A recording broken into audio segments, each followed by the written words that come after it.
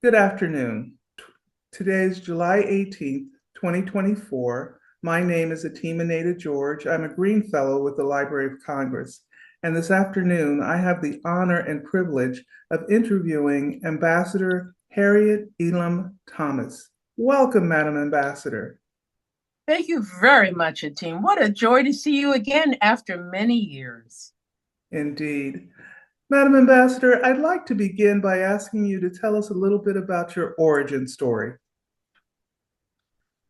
I'm a young woman from a place called Roxbury, Massachusetts, and that is included in the title of my memoir because Boston is one thing, Roxbury is something else.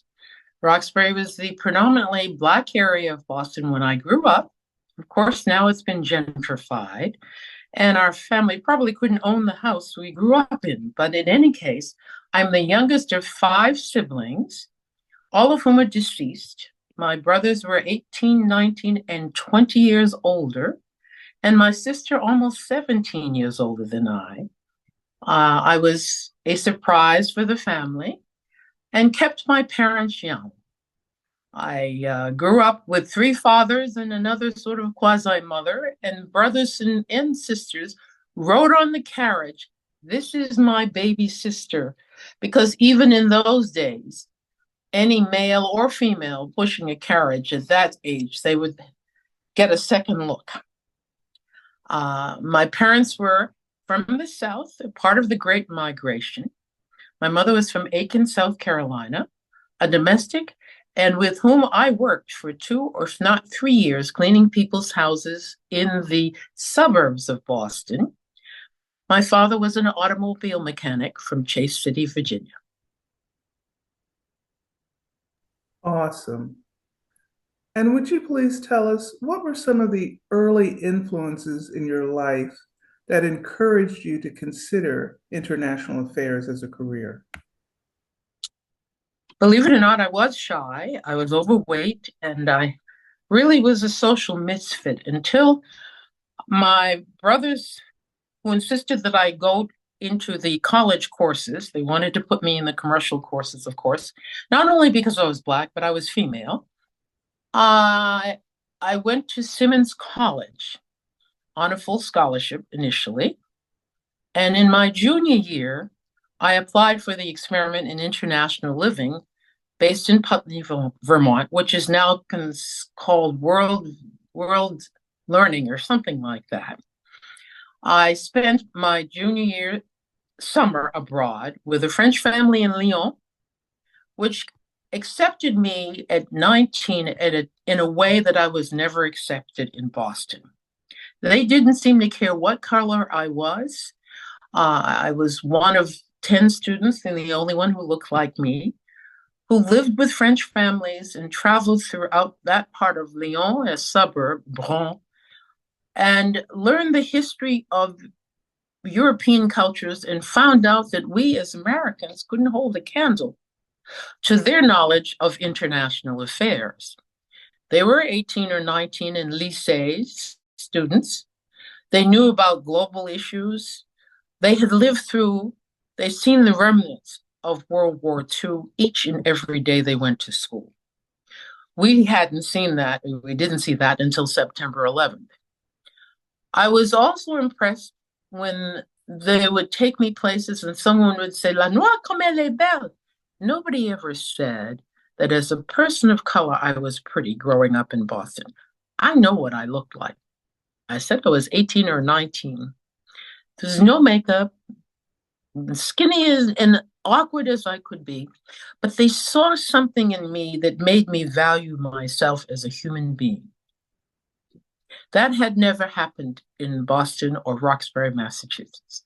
So at that point, I thought maybe I would be more comfortable in changing perceptions that many people had of America by becoming involved in international affairs. So that was sort of the push. And it made me also improve my French. I thought I spoke French, but I didn't.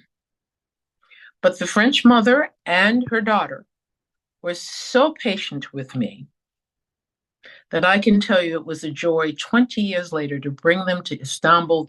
They came on their own, of course, but for them to be my guests when I was Director of Fresh and Cultural Affairs at the consulate in Istanbul, Turkey. Wonderful.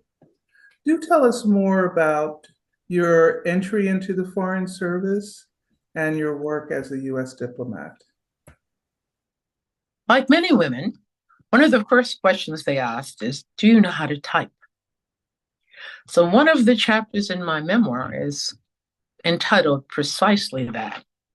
I began as a secretary working with the Department of Army and spent 3 years at the American Embassy in Paris, typing cables and being totally bored. I said, my parents have made this investment because after the first year of scholarships, I didn't get a full scholarship. By the way, Simmons tuition then was $1,200 a year. It's $55,000. I felt that I should return to the United States after that 3-year assignment and work back in Washington. And I'd been asked to work I had an interview set up with the Ford Foundation. My dear, I was so puzzled about the subway system there. I'd mastered the metro system in Paris after 3 years. I was 26 years old, 27, that I was a bit uncomfortable about the New York setting, but I had had enough of typing on a typewriter. And I then got a call from none other than Senator Brooks' office saying, would you like to work in the White House?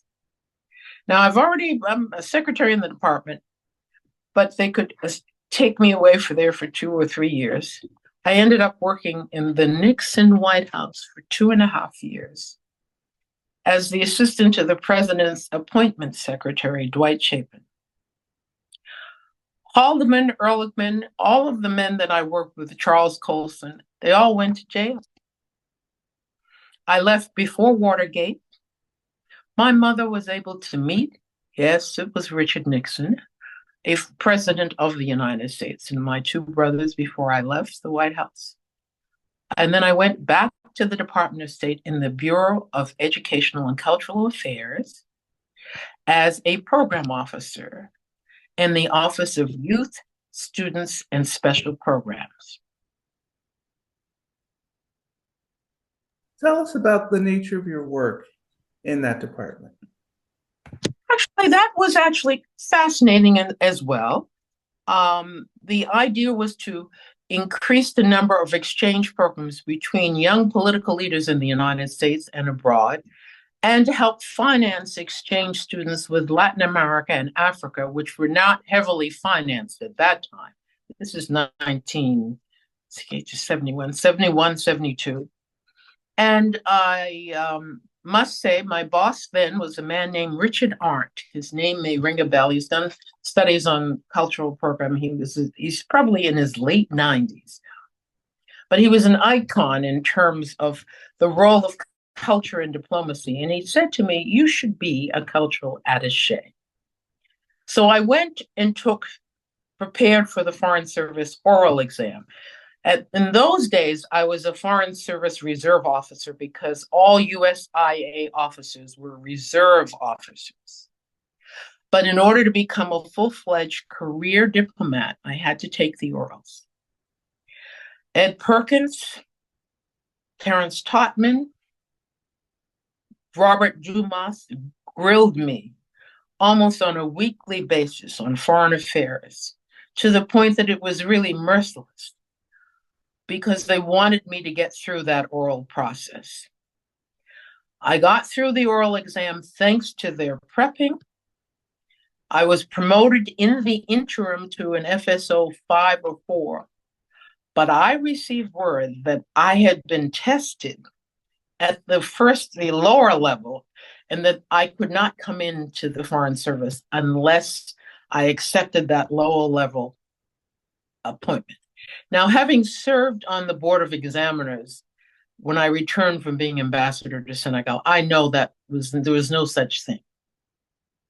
But that was a subtle way of saying either this or not. So I was able to negotiate the highest rank of the FSO 5 which met the new promotion I had just received at USIA.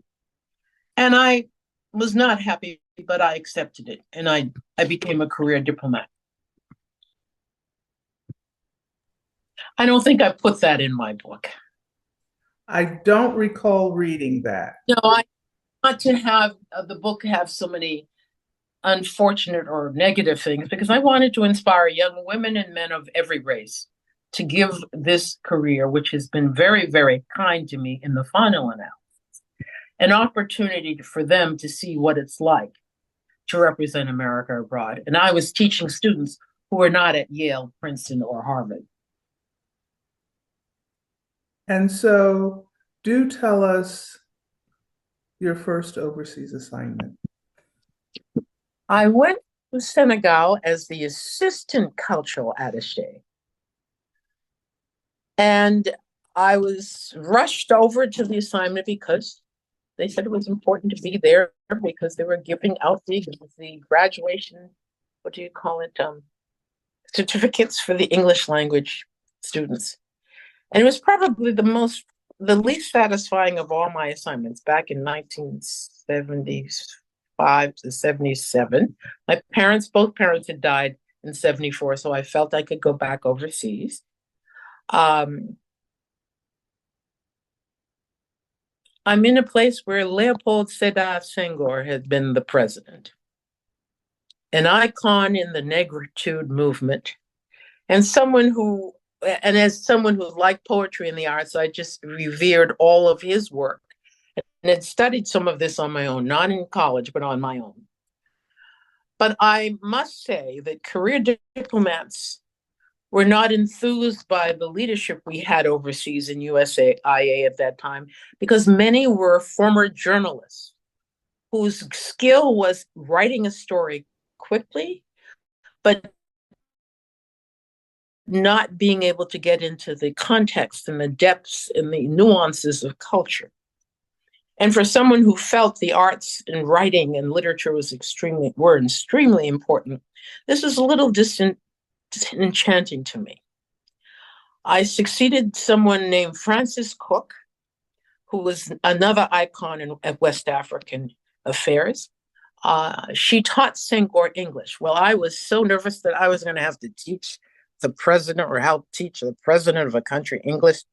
Thank goodness I went as the assistant cultural attaché, and someone named Blake Robinson succeeded Francis.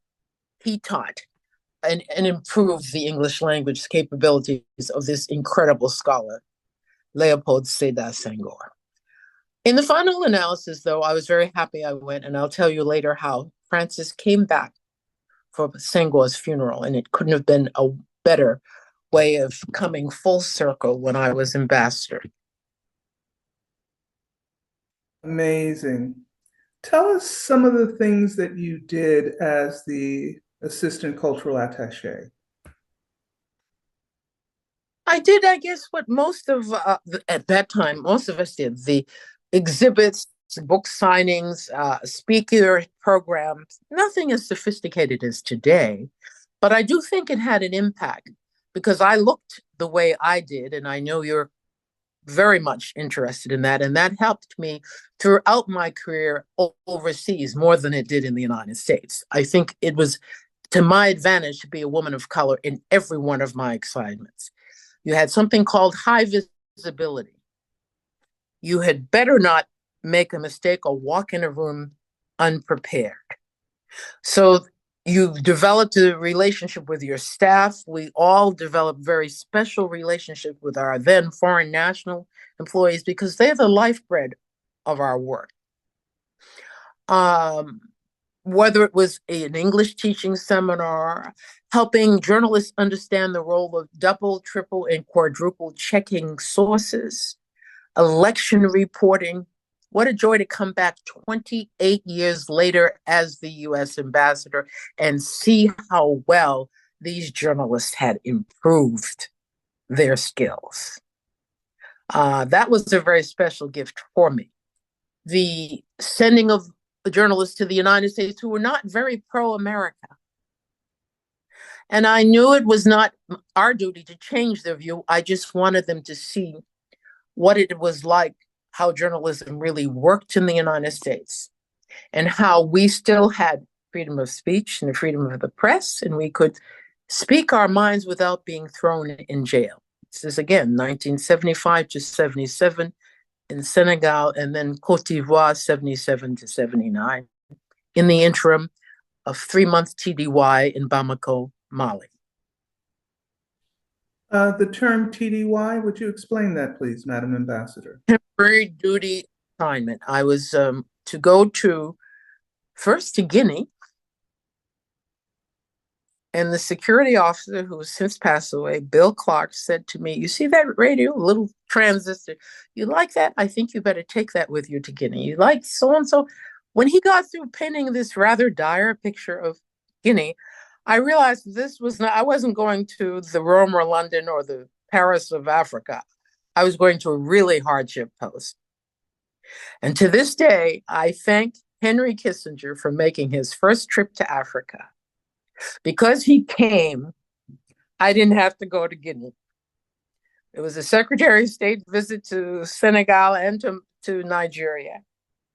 The boss, who really didn't have a lot of respect for me, would not let me go to the site where all of the happenings were taking place because I was the low person on the totem pole.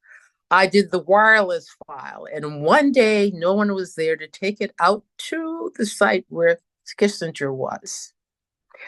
I was put in a car, take it out there, and the entourage with Kissinger stops and says, "Harriet, what are you doing here?" At which point my boss didn't know what to say. The Secretary of State knew my first name. He'd passed by my desk for the 2.5 years I sat outside the president's office. And I thought, thank you, God. There is a higher power in control of all of this. All of a sudden, I got a little respect. And I didn't have to do anything, just do my job. But I will say it was disheartening because I was 31 years old, the Secretary of State's coming. I might not ever get to see him. There's another story about Schultz coming to Greece that I'll tell you later, which was equally pleasant. George Schultz. So that was the role of assistant cultural attaché in Senegal back 75 through 77. English teaching.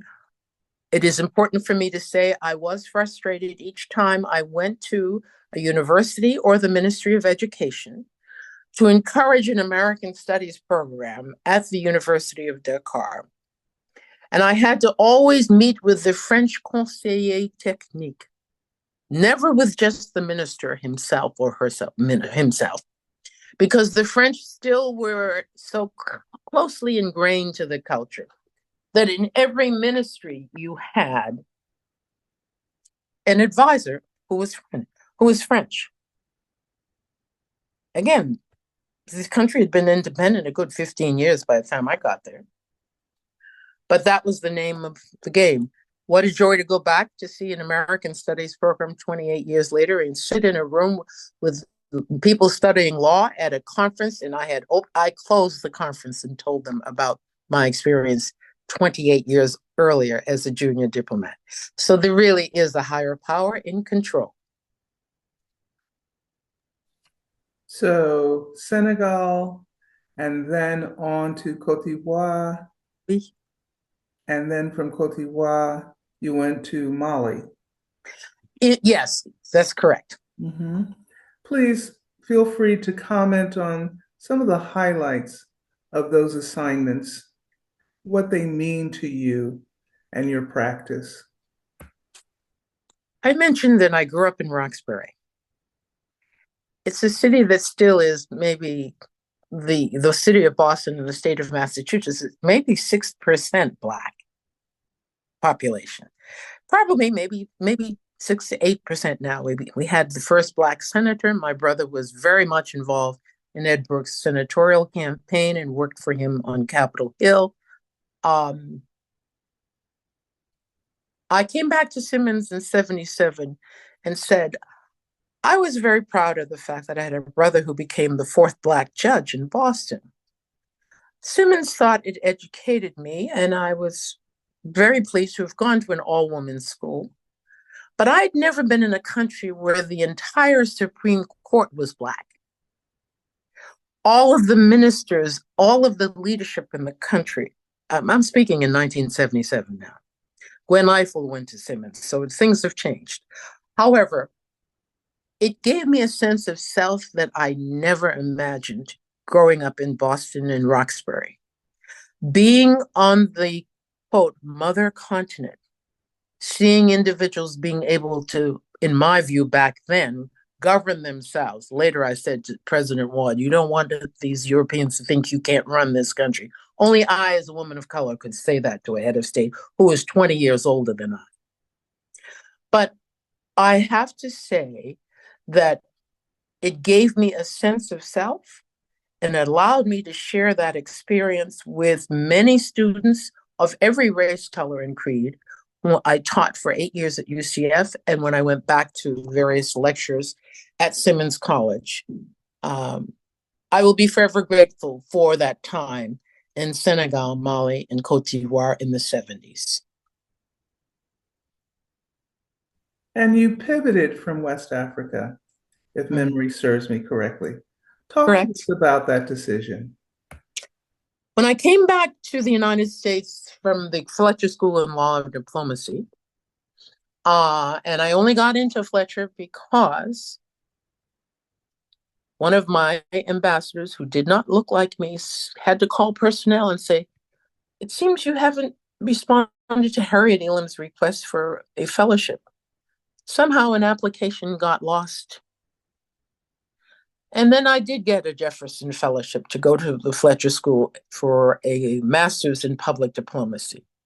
So I come back to work in USIA's personnel, in career counseling, and represented women and men of all races, colors, and creeds in personnel, helping them move on to their next assignments, and learning how a system that is supposed to be fair and open isn't truly always that, no matter who you are, because there's something called a corridor reputation that still exists today, even with the incredible work that Gina had done with DEI, et cetera. We'll talk about that later.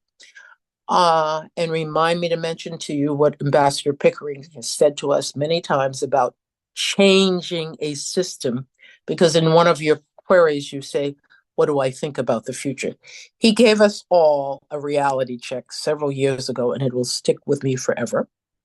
But I have to say that watching a system from within, there is still a concern I have now about the care for the individual. The Army takes care of its troops. I am not totally convinced that the Department of State does the same for its people to this day. And that concerns me. I have a young white student who is a Pickering Fellow, whose husband died less than a year after they were married, who had cancer. And only 3 days ago, she said they realized that I do need to stay in the States. And I'm happy to say I'm working in the Africa Bureau as a public diplomacy officer.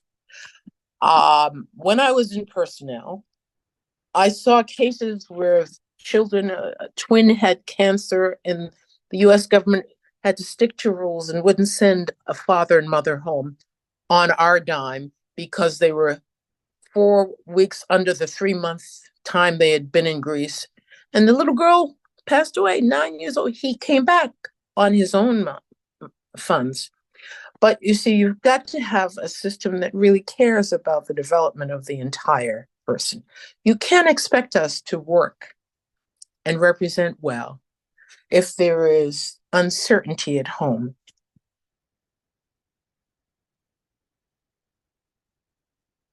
Very true. Very true. So we were talking about that pivot. Pivot. Oh, yes. So I came back, did the senior seminar, and in the senior seminar, I ended up being vice president. John Teft was the president. John Teft is our storied ambassador to Russia and other difficult assignments in in the former Soviet Union. He said, Harriet, you need to serve in Europe. You spent most of your time in Africa. I had no idea how people actually lobbied for jobs for their next assignments until I was in the senior seminar in 1994. People on the phone, almost like selling their talents without humility whatsoever, but that's the way the system works. So through John Teft, I was called to be a candidate, named to be a candidate to be public affairs officer in Brussels, Belgium.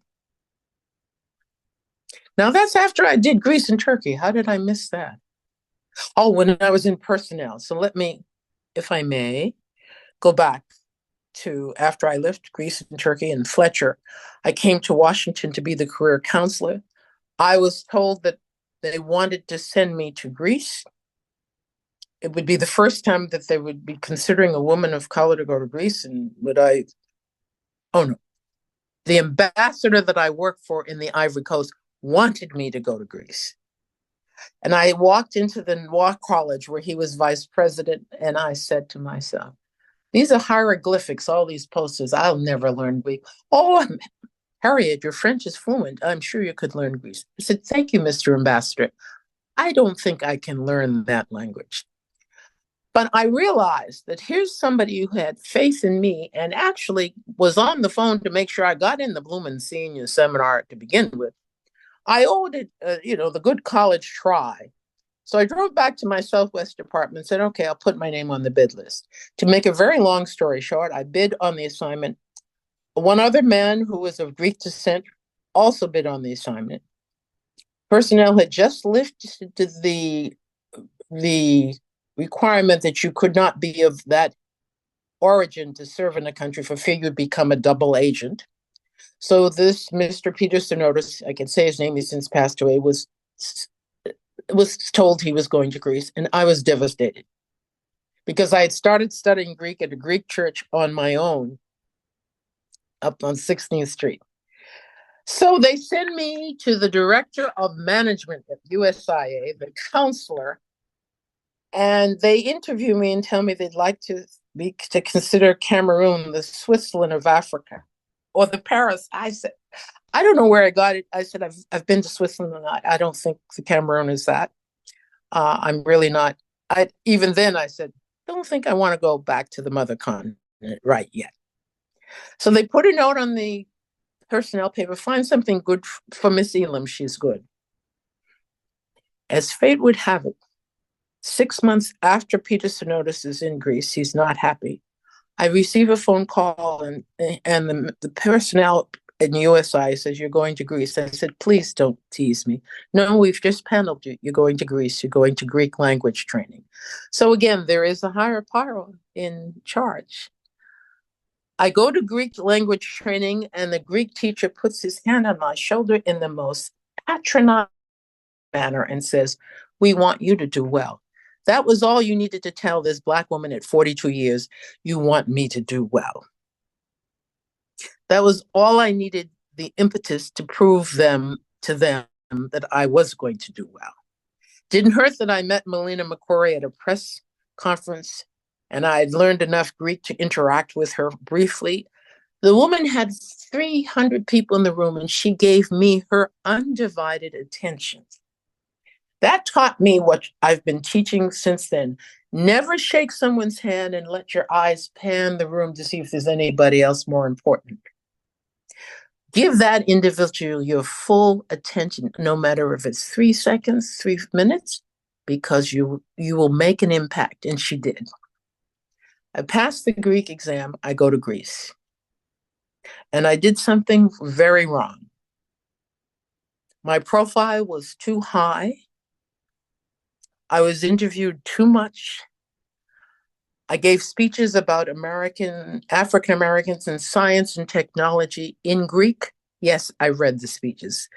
Every Black History Month, I was going to be teaching as well as I was learning about the culture.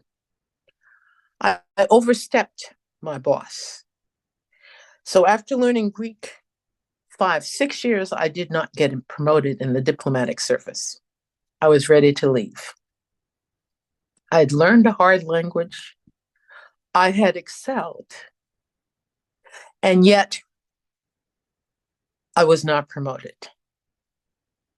I think Ed Perkins and Bill Swing, who were then the Director General and Deputy Director General of the Foreign Service, who read my files and said, your reports from Greece are glowing about things that happened, but none of it was tied to your specific action.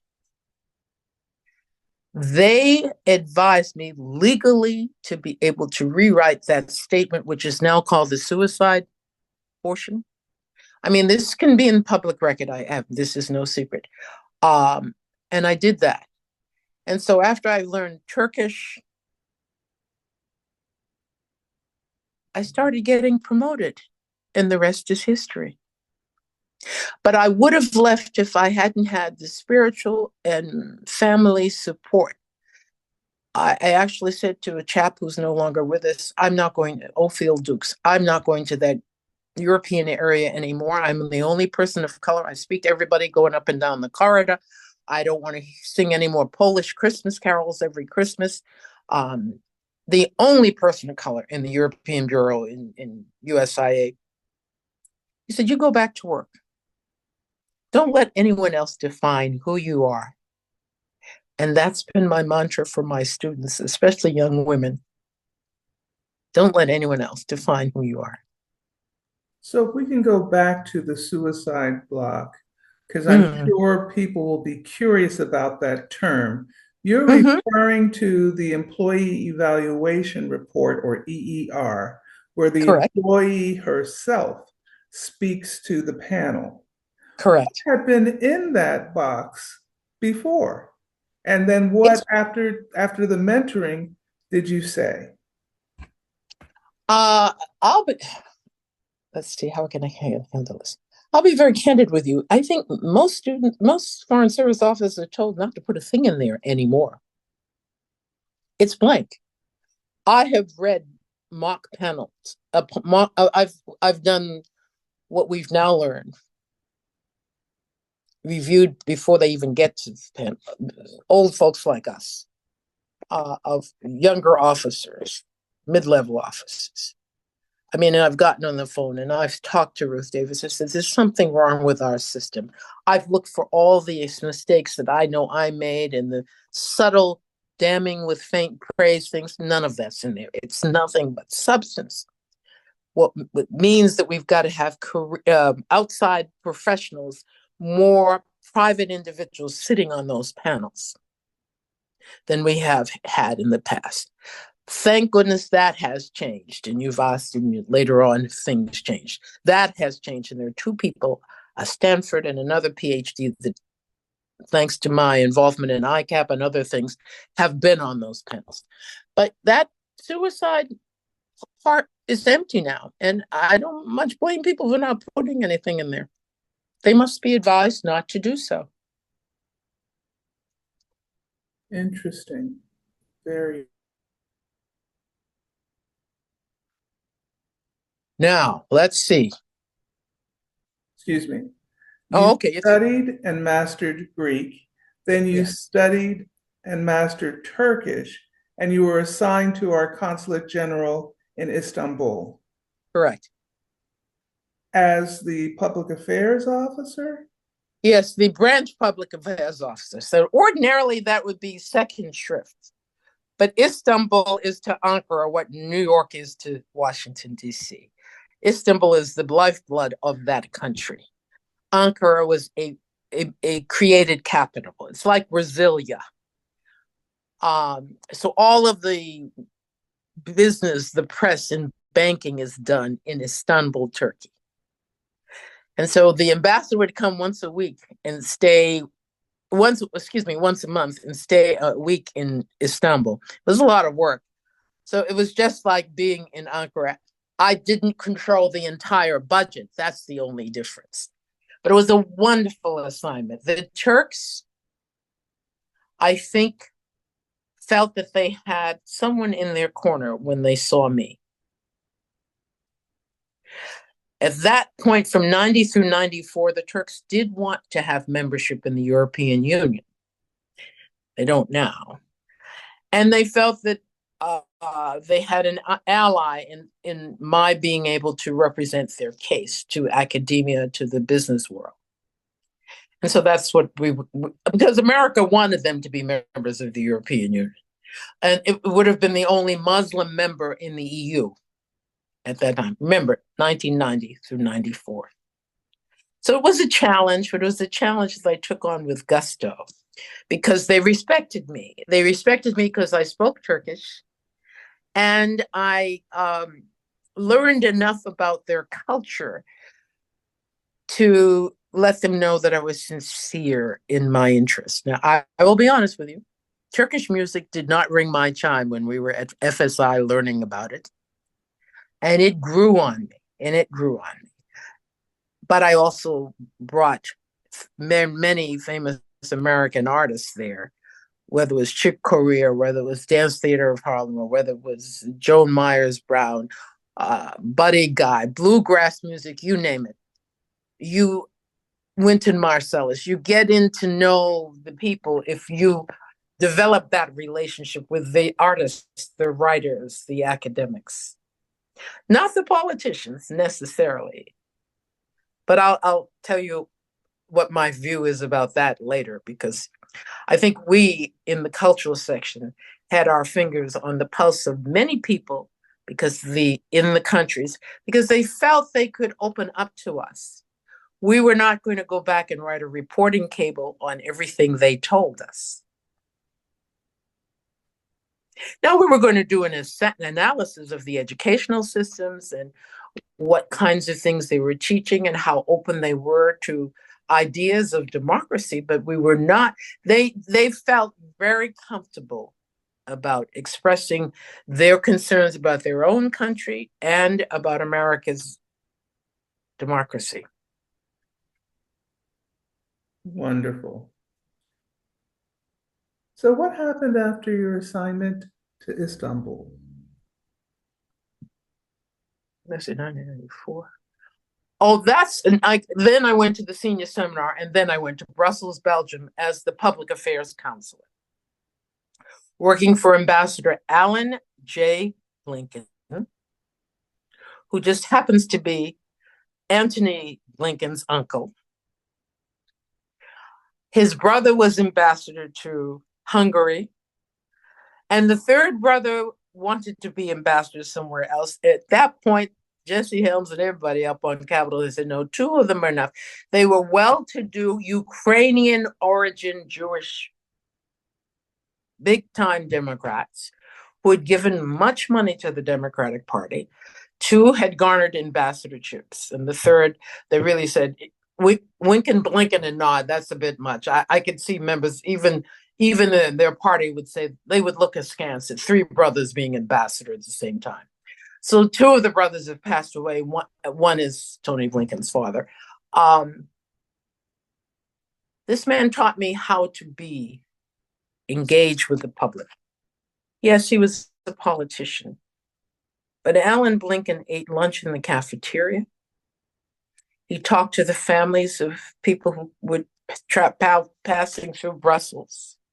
I wrote speeches for him and said to him, I am not a Southern person. My Boston humor is rather caustic.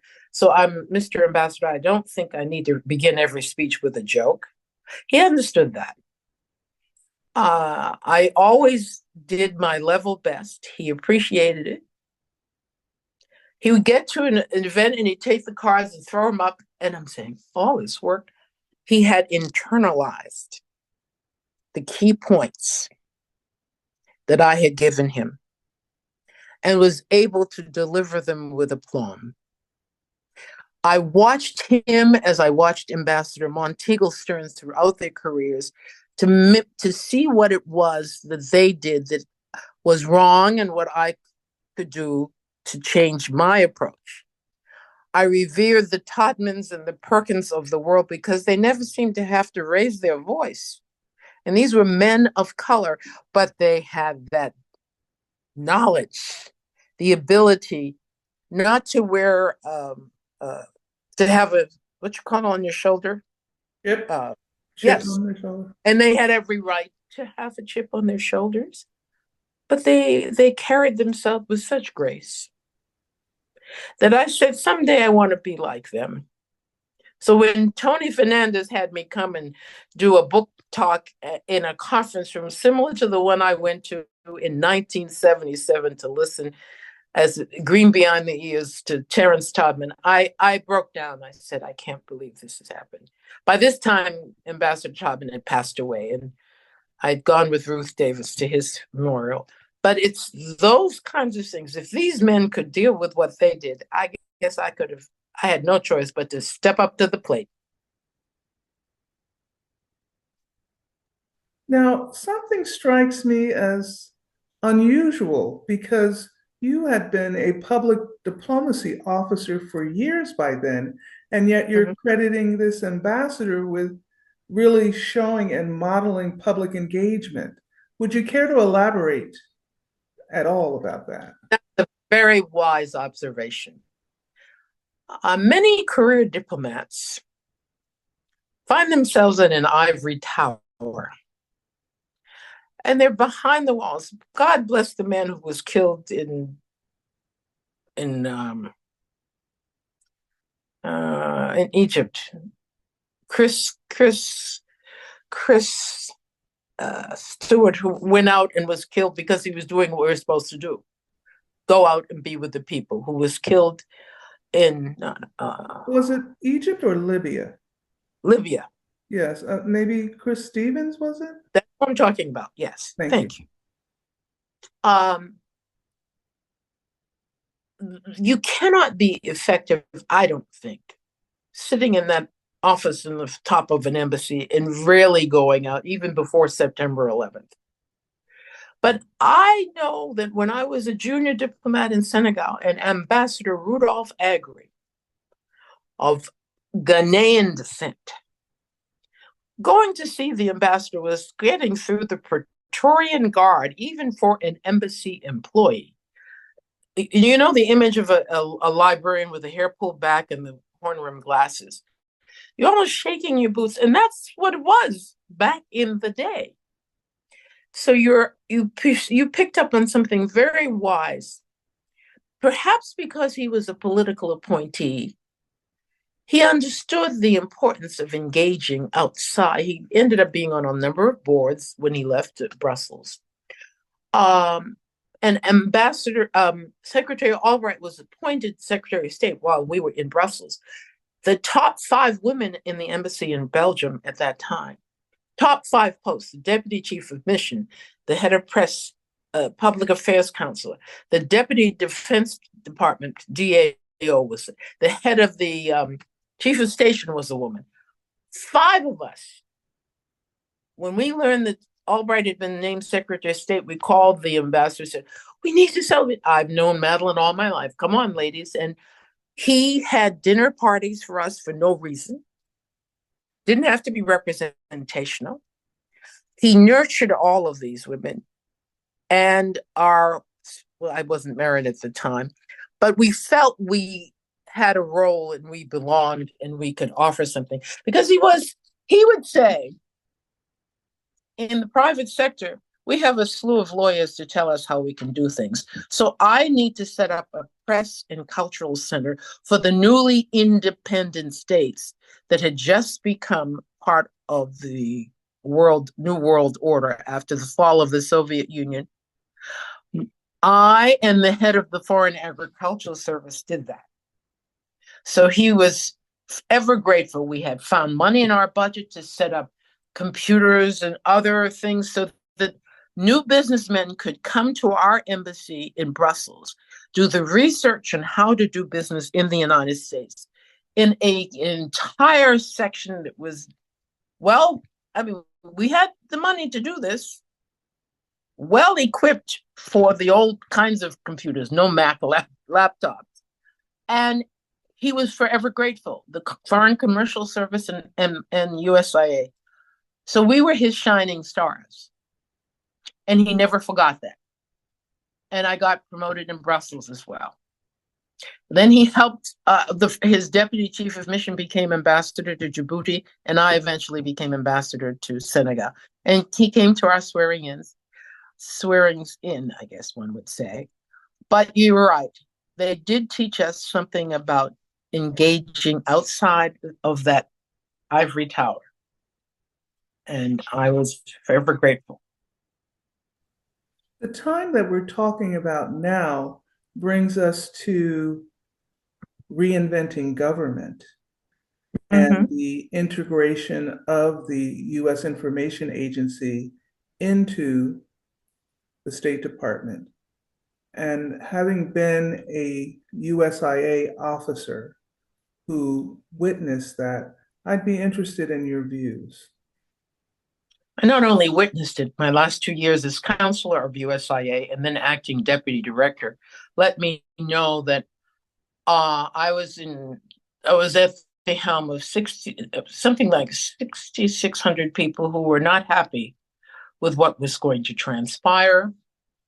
It was very difficult, but I had policy advisors, I had budget and fiscal experts with whom I developed a rapport, letting them know what I knew I did not know. How are we going to quantify? We don't adjudicate visas. We change minds and mindsets, or that was our goal in terms of their approach about US relations with country X, Y, or Z.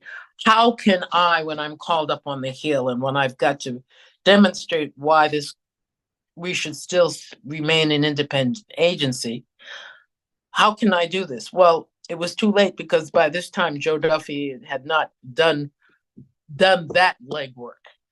What I had to do is to make sure that we were going to put a capable USIA officer in each of the geographic areas in the State Department to help them promote the value of cultural exchange in improving America's image abroad and gaining credible access to people who did not feel they were very pro-American. We did that. It was very difficult. There are people who still, and I don't blame them, feel that the public diplomacy role is not what it needs to be. Sitting in meetings at the highest level of the department twice a week with the senior leadership at the State Department was daunting for me. It was a lesson in the art of listening, not being judgmental, learning to ratchet back my own sense of self of an agency that I was representing, to hear what they were hearing, because what they're looking at in terms of US relationship with country X, Y, or Z is based on trade and investment, and the next leadership of whatever opposition party that was in power was not in power. Whereas I was much more concerned in the meshing of the minds of the next generation, USIA, and our role, the next generation of leadership. It was probably the most testy time and challenging time in my professional career. But I thanked every single one of the senior USIA officers who felt comfortable enough when I said, do you think we can manage this? You being the head of PD, and first in the European area, and then in the other geographic areas. And it was not a walk in the park. And I can honestly say that I was very, very shaken when I walked into the counselor's office. And people don't clean their desks, so they leave papers behind. The intellectual prowess of people who don't necessarily look like us. But when I saw certain things that were left, or how people wrote evaluation reports, now I'm at the highest level of the government now, I'm flabbergasted at how sophomoric it was. I can say that now. And I'm no whiz. Yeah, I got a master's degree, but that doesn't mean I'm a policy wonk. But I sure am a humanist. And you've got to mesh the two in order to be effective in leadership.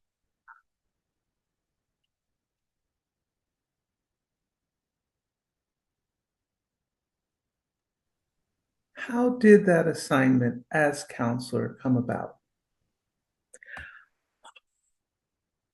Pat Kennedy called me in Brussels and said, no, Director Duffy called. I got word that the director of USIA was going to call. I've been in Brussels almost 2 years. We would like you to come back to be the counselor of USIA.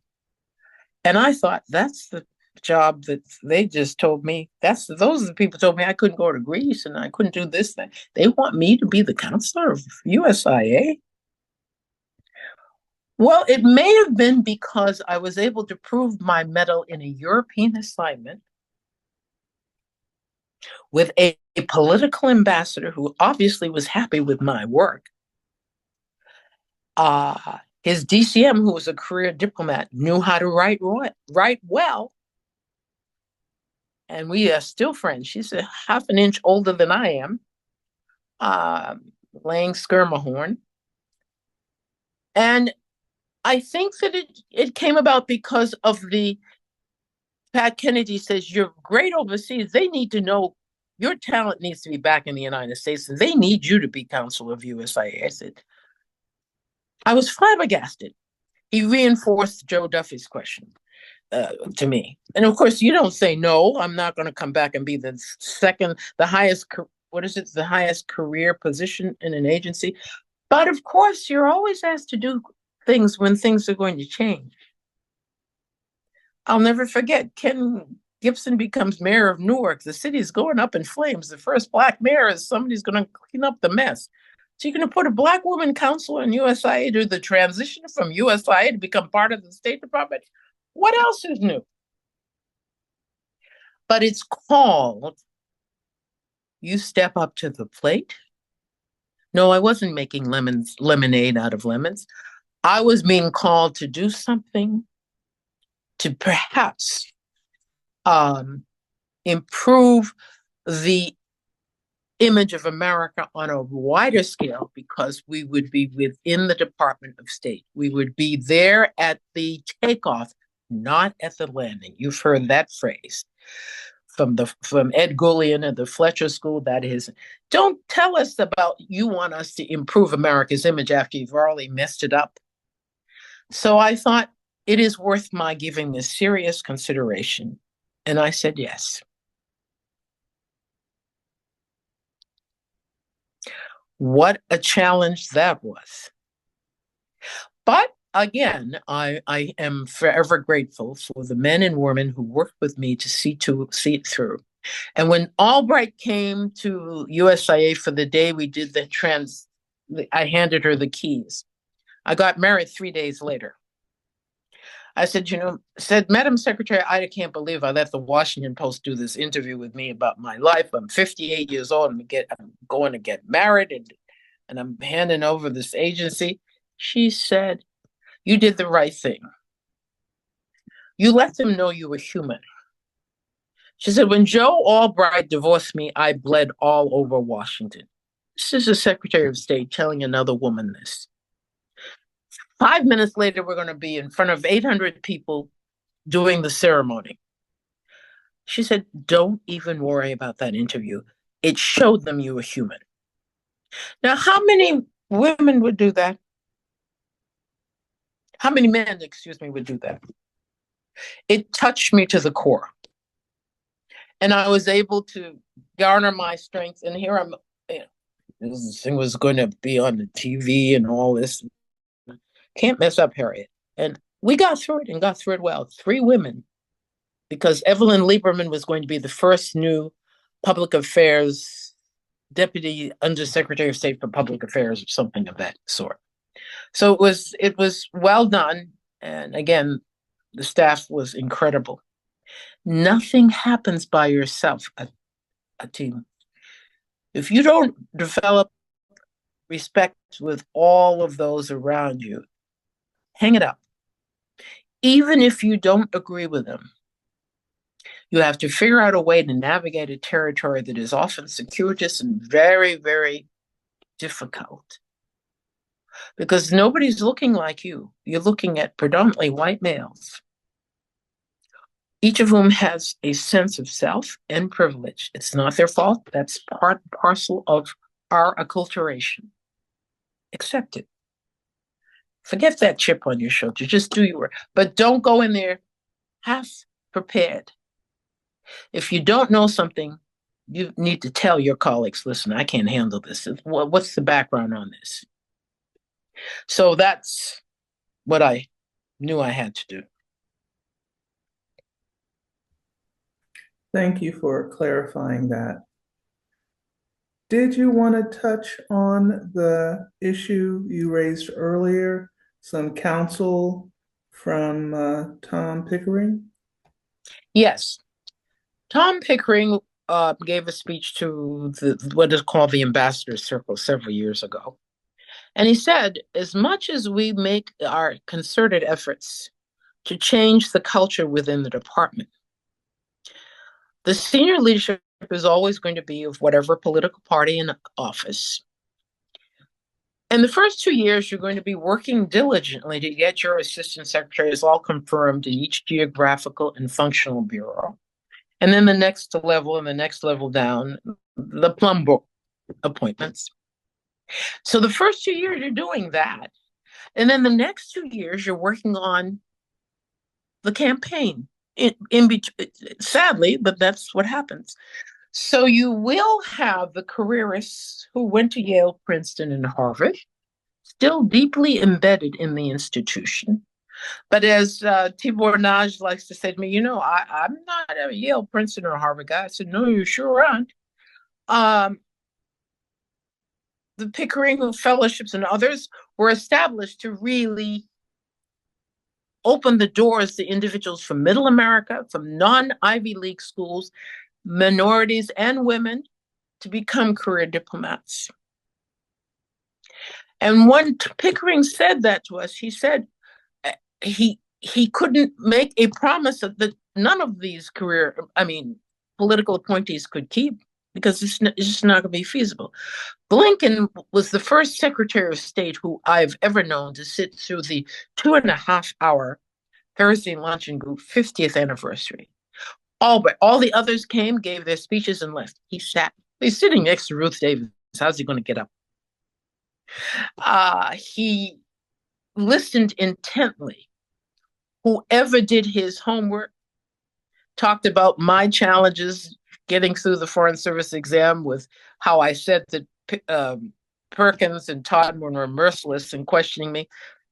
He has good staff work. But it really is hard for him, even with Gina, who did incredible work. And we have a new DEI person, for a while anyway. She's got the precepts changed. You can't just write a sentence in that says so-and-so had a program on women and minorities and LGBTQI and handicapped and blind in one eye and deaf in 3 ears. I'm exaggerating, but you know where I'm going with this. You really have to put your feet to the grindstone and prove that you've done something specific with respect to improving the quality of opportunity for people who are visually impaired, people who are of a different transgender LGBTQI. It's no longer just female, male, black, white, Latino. And don't get me started on Native Americans, because I only met 2 in my 42 years in the diplomatic service. And thanks to ICAP, now I understand why anyone who is of Native American origin would have to reinvent themselves to be able to go overseas and represent this country, given our history as to what we've done to Native Americans. So Pickering's eye-opening advice sticks with me. Blinken mentioned that in his speech at the Thursday Luncheon Group's 50th anniversary. all the best laid plans of mice and men, we are still human beings. And the privilege that is inherent in one's gender and the legacy of the institutions that welcomed them with open arms is still there. But you can't sit back and do nothing. So you do what we've been doing up to this point, and we will not stop. Because I'm convinced that we do need to have somebody who is a woman who someday will be president of the United States. Many other countries are way ahead of us in that. But the only way is you have to be in the room where it happens. Hamilton himself said that. And if you're not in the room, hang it up. In the room and being prepared, and also being willing to speak your voice and not be intimidated. But the only way you can do that is to have done your homework before you walk into the room. You mentioned ICAP, the International Career Advancement Program. Would you care to mention a little bit more about that? It's been in existence 28 years. I have Ambassador Ruth A. Davis to thank for having recommended that I go because she no longer could go 3 years ago. I've gone to the Salzburg seminar in Austria. I've been to Doha, Dubai, to international conferences, sat on the IIE board for 11 years. I've never seen a more inspirational group of men and women ages between 35 to 45, mid-level people, be they gay, straight, Southeast Asian, East Asian, every race, color, creed, who have had to deal with incredible challenges because of who they are. To get to a certain level of leadership in not only US government professions, in the public, private, and the non-for-profit sector. I've met my first Muslim blind person, whom you may know, who worked in Gina's office, I've forgotten her name, who at the end of the program said, yes, we talk about diversity. How many look like me? She's a lawyer. I don't know how she absorbed the legal issues and how erudite this woman could be. She cannot see and is Muslim. I've met a Palestinian woman who could never say she was Palestinian until she was 35, 40 years old for fear of what would happen to her. I've met Chinese, Korean, whose parents wanted them to assimilate so much in America, they never learned their native language because in order for them to make it, they had to be Americanized, they felt. I've had people who didn't know their parents were of the same gender until they were older, and then they realized that this is why they had to move often, and yet they excel in a way that you and I cannot ever imagine. My first report on that was the beginning of the Olympic Games that was truncated because of COVID. Each one of them deserved a gold medal. 1 week at the Aspen Institute that's almost overwhelming with the materials that is covered. It is the likes of which I've never seen before, and it takes stamina to sit through it all. But it's masterfully done. I've done 4 presentations, and then you do your how to prepare people for their next level of management, how to promote yourself without being arrogant, confident, and yet with humility. That's not an easy mix. But I have to admire the founders, the Perkinses, the Goodmans, the Ruth Davises, the Tom Rose, who were at the table 28 years ago.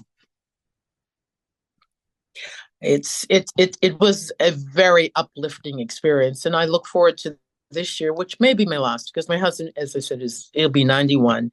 I will take him with me. But it's a lot of sitting and a lot of listening and what have you. But the end result says to you it's worth, in 1 week's time, the network that these individuals establish is incredible.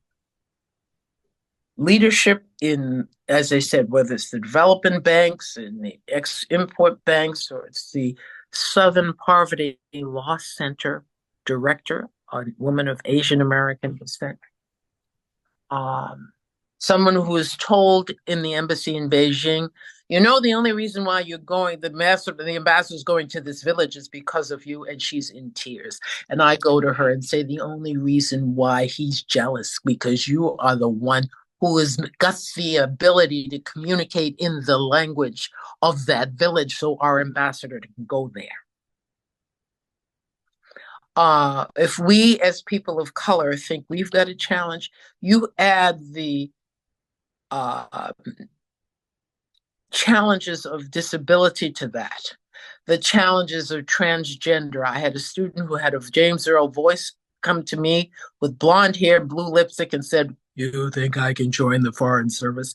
I looked her straight in the eye, and God gave me the strength to say, they hired me in 1963. But at that point, I had no idea. 3 or 4 days later, I get a message at my university desk saying the department has just hired our first transgender so-and-so in the management cone. I said, thank heavens I wasn't telling an untruth. But you see, these things we don't always think about. I didn't know. I'm thinking, I don't know, what am I supposed to say? But God gave me the strength to say, they hired me in 1963, so I think you have a chance. You can't tell me she won't be able to make a contribution to America's image abroad. As long as she doesn't go to Uganda or Jamaica.